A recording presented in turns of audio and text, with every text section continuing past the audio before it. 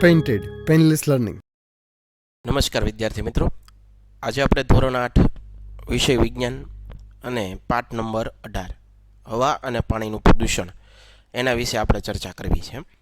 તો વધારે સમય ન લેતા પહેલાં સ્વાધ્યાયના પ્રશ્નો છે એના વિશે વાત કરવી છે. પાણી જુદી જુદી કઈ રીતે દૂષિત થાય છે?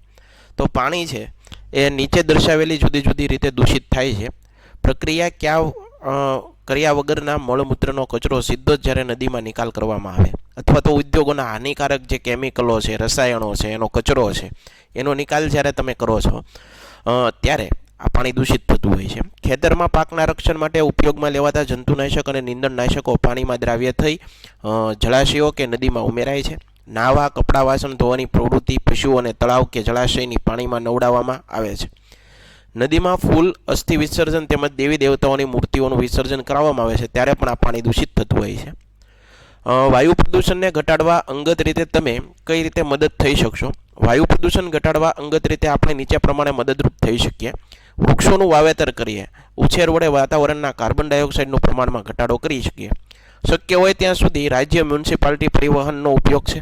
વાહનોમાં સીએનજી કે સીસા રહિત પેટ્રોલનો ઉપયોગ કરીએ. નજીકના અંતરો માટે વાહનને બદલે સાયકલનો ઉપયોગ કરીએ. ટ્રાફિક જંકશનોએ સાઇડ બંધ હોય ત્યારે વાહન બંધ કરીએ.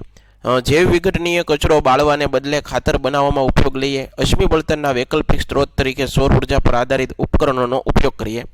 દિવાળી તેમજ લગ્ન પ્રસંગે ફટાકડા ફોડવાની પ્રવૃત્તિઓને આપણે બને એટલી અટકાવીએ. ચોખ્ખું અને પારદર્શક પાણી હંમેશા પીવાલાયક હોય છે. ટિપ્પણી આપો. ચોખ્ખું અને પારદર્શક પાણી હંમેશા પીવાલાયક હોય છે તે સાચું નથી. આ પાણીમાં રોગજન્ય સૂક્ષ્મજીવો તથા દ્રાવ્ય અશુદ્ધિઓ હોઈ શકે. આ પ્રદૂષકો નરી આંખે જોઈ શકાતા નથી, તેથી પાણીને ઉકાળવાને શુદ્ધ કર્યા પછી જ પીવાલાયક ગણવું જોઈએ. તમે તમારા ગામની નગરપાલિકા સમિતિના સભ્ય છો. તમારા ગામમાં રહીશોને ચોખ્ખા પાણીનો પુરવઠો મળે તેવી ખાતરી આપતા પગલાંની યાદી તૈયારી કરો. ગામના રહીશોને ચોખ્ખા પાણીનો પુરવઠો મળે તેવા પગલાંની યાદી પાણીની ટાંકીને નિયત સમયાંતરે સાફ કરાવવી. પાણીની ટાંકીમાં ક્લોરીનની ટેબ્લેટો નિયત માત્રામાં ઉમેરવી જોઈએ. પાણીની ટાંકીથી રહેઠાણ વિસ્તાર સુધી પાણી પહોંચાડતી પાઇપોને યોગ્ય ચકાસણી કરાવવી.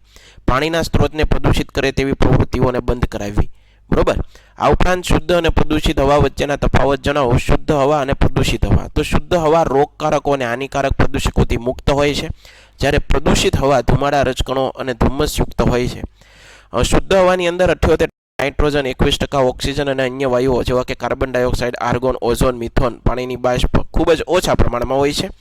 તેમાં ઓક્સિજનનું પ્રમાણ ઓછું હોય છે. અન્ય પ્રદૂષક વાયુઓ મુખ્યત્વે નાઇટ્રોજન, સલ્ફરના ઓક્સાઇડ ભરેલા હોય છે. મિત્રો, હજી સુધી જો તમે અમારી પેન્ટેડ એપ્લિકેશન ડાઉનલોડ નથી કરી તો આજે જ ગૂગલ પ્લે સ્ટોર પર જઈ અને પેન્ટેડ એપ્લિકેશન ડાઉનલોડ કરી લો, જેથી કરીને અમારા તમામ વિડીયોની માહિતી આપના સુધી પહોંચતી રહે. આ ઉપરાંત તેની અંદર તમને દરેક વિષયના સ્વાધ્યાય પોથીના સોલ્યુશન, એકમ કસોટીના સોલ્યુશન, દરેક વિષયના ડીપલી વિડીયો લેક્ચર્સ અને ધોરણ 9 અને 10ના વિદ્યાર્થીઓ માટે ખાસ લાઈવ લેક્ચર્સ અને દરેક વિષયની વિષય વાઇઝ પીડીએફ પ્રોવાઈડ કરવામાં આવશે. ભાવનગરની અંદર જો તમે વસવાટ કરતા હતા તેના માટે ધોરણ 8 થી 12ના તમામ વિષયોનું કોચિંગ પૂરું પાડતી કોચિંગ ઇન્સ્ટિટ્યૂટ આલ્ફા એકેડમી કાર્યરત છે. એમાં તમે જોડાઈ શકો, એનો સંપર્ક કરી શકો. યુટ્યુબની અંદર અમારા વિડીયો જોવા માંગતા હો તો યુટ્યુબની અંદર અમારી પેન્ટેડ યુટ્યુબ ચેનલ છે, એ હજી સુધી તમે સબસ્ક્રાઇબ નથી કરી તો સબસ્ક્રાઇબ કરી લો, જેથી કરીને અમારા તમામ વિડીયોની માહિતી આપના સુધી પહોંચતી રહે. એસિડ વર્ષા થવા માટેના સંજોગો જણાવો. એસિડ વર્ષા આપણને કઈ રીતે અસર કરે છે? એસિડ વર્ષા થવા માટેના સંજોગો જેવા કે અશ્મિ બળતણના વપરાશથી સલ્ફર ડાયોક્સાઇડ અને નાઇટ્રોજન ડાયોક્સાઇડ પ્રદૂષકો વાતાવરણમાં ઉમેરાય છે. આ પ્રદૂષકો વાયુઓ વાતાવરણમાં રહેલી પાણીની બાષ્પ સાથે પ્રક્રિયા કરી સલ્ફ્યુરિક એસિડ અને નાઇટ્રિક એસિડ બનાવે છે. આ એસિડ વરસાદના પાણીમાં ભળી નીચે પડે છે, તેથી એસિડ વર્ષા થાય છે. એસિડ વર્ષાની થતી અસરો કેવી? તો કે ભાઈ ઇમારતો છે, સ્મારકો છે, પ્રતિમાઓ છે, એની શોભા ખંડિત થાય, ઝાંખી પડી જાય.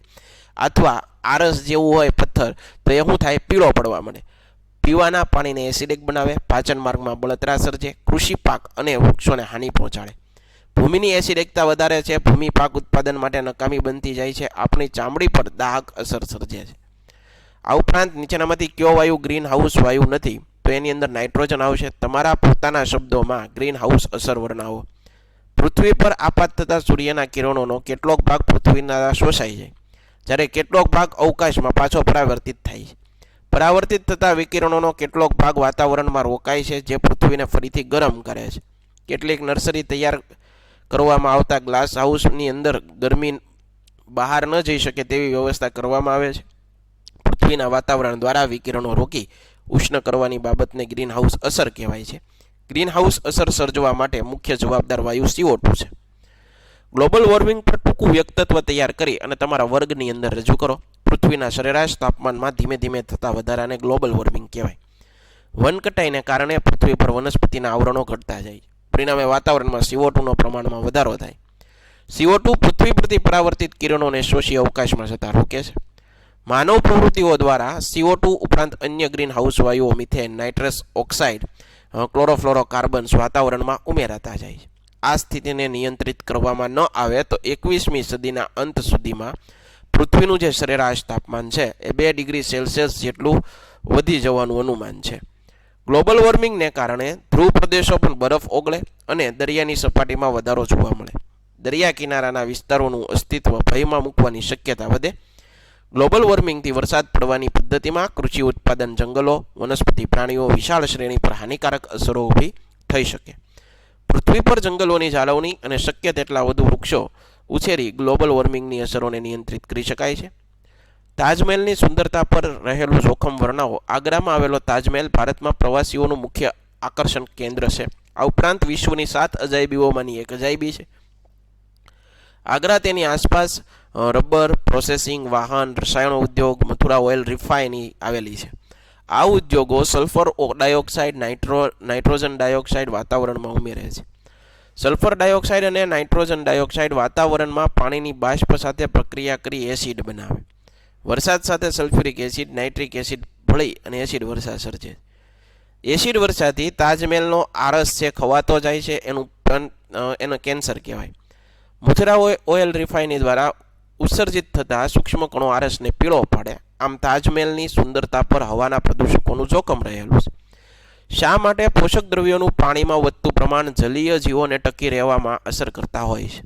ખેતરમાં કૃષિ ઉત્પાદન વધારે મેળવવા અનિયંત્રિત રાસાયણિક ખાતરોનો વપરાશ થાય. આવા રસાયણો પાણીમાં દ્રાવ્ય થઈ વરસાદના પાણી વડે ધોવાણ પામી જળાશયોમાં એકત્રિત થાય. આ રસાયણોમાં રહેલા નાઇટ્રેટ, ફોસ્ફેટ લીલના વિકાસ માટે પોષક દ્રવ્યો તરીકે વર્તે. પાણીમાં આ પોષક દ્રવ્યો વધતા લીલનું પ્રમાણ વધે છે. લીલ મૃત થાય ત્યારે વિઘટકો બેક્ટેરિયા દ્વારા તેનું વિઘટન કરે છે. આ ક્રિયામાં પાણીમાં દ્રાવ્ય ઓક્સિજન વધારે માત્રામાં વપરાઈ જાય છે. જળાશયના પાણીમાં દ્રાવ્ય ઓક્સિજનના સ્તરમાં ઘટાડો જલીય જીવોનું મૃત્યુ પ્રેરે છે. આમ પાણીમાં પોષક દ્રવ્યોનું વધતું જતું પ્રમાણ જલીય જીવોના અસ્તિત્વને ભયમાં મૂકે છે. આશા રાખું મિત્રો આ સોલ્યુશન ગમ્યું છે. ફરીવાર નવા સોલ્યુશન સાથે મળશું. ત્યાં સુધી અમને રજા આપો. જય હિન્દ, જય ભારત, ધન્યવાદ. Painted painless learning